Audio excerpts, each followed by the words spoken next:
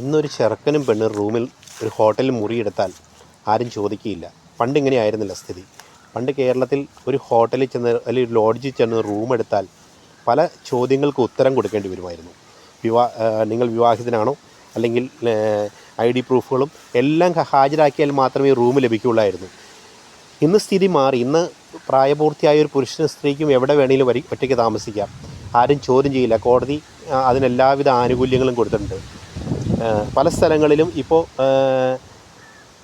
അല്പം പ്രണയമൊക്കെ ഉള്ള ആളുകൾ പരസ്പരം ഇഷ്ടമുണ്ടെങ്കിൽ റൂം എടുക്കുന്നു, അവർ എൻജോയ് ചെയ്യുന്നു. അങ്ങനെ ഒരു സ്ഥിതിയിലേക്കാണ് ഇപ്പോൾ നമ്മുടെ നാട് പൊതുവേ പോയിക്കൊണ്ടിരിക്കുന്നത്. പല സ്ഥലങ്ങളിലും ലോഡ്ജിലൊക്കെ ജോലി ചെയ്യുന്ന ചെറുപ്പക്കാരോടൊക്കെ ചോദിച്ചു കഴിഞ്ഞാൽ പണ്ടത്തേക്കാൾ ചാകരയാണ് പല ലോഡ്ജുകൾക്കുമെന്ന് അവർ തന്നെ പറഞ്ഞു തരും.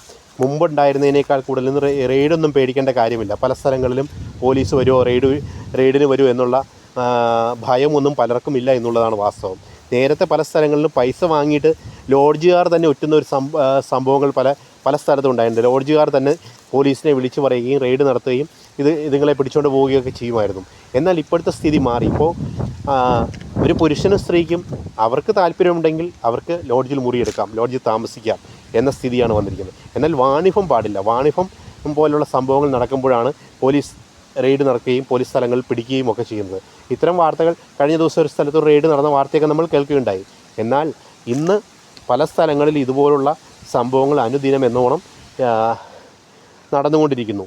ആരും ചോദിക്കുകയില്ല, ആരും പറയുകയില്ല. ആർക്കും എന്തും യഥേഷ്ടം കാണിക്കാൻ കഴിയുന്ന ഒരു സാഹചര്യമാണ് നമ്മുടെ നാട്ടിൽ ഇപ്പോൾ പൊതുവേ ഉള്ളത്. അതുകൊണ്ട് തന്നെ ലോഡ്ജുകളെയൊക്കെ സംബന്ധിച്ച് ഇപ്പോൾ ലോഡ്ജുകൾക്കൊക്കെ ചാകരകാലമാണ്.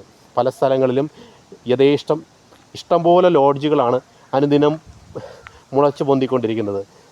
നേരത്തെ ലോഡ്ജുകൾ തുടങ്ങാൻ ആളുകൾക്ക് മടിയായിരുന്നു. എന്നാൽ ഇന്ന് ലോഡ്ജുകൾ പല സ്ഥലങ്ങളിലും യഥേഷ്ടം ലോഡ്ജുകൾ പണിത് കൂട്ടുന്നു. കാരണം ഇങ്ങനെയുള്ള ചുറ്റുപാടുകൾ വന്നു ചേരുന്നവരിൽ നിന്ന് അവർക്ക് ഇഷ്ടമുള്ള തുക ഈടാക്കാം, നല്ല പൈസ വാങ്ങിക്കാം.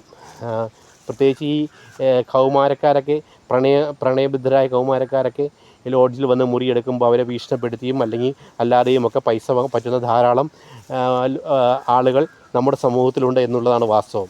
എന്തായാലും നല്ല കാര്യങ്ങൾ നല്ല രീതിയിൽ തന്നെ നടക്കട്ടെ.